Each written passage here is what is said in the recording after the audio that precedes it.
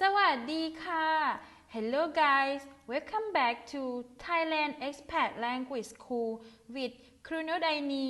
Today we're going to learn about the conversation, how to request when we go to a massage or spa. Let's go. Alright, let's start with our first conversation.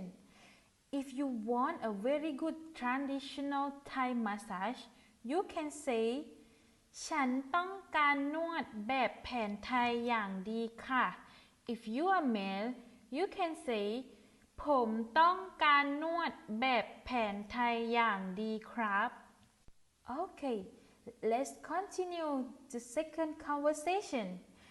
If you want to request, I want a hard massage, you can say ฉันต้องการนวดแบบแรงๆค่ะ If you are male, you can say ผมต้องการนวดแบบแรงๆครับ Okay, so you already know how to request when you're going to massage or spa.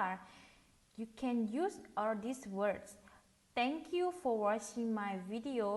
See you next time. Bye bye.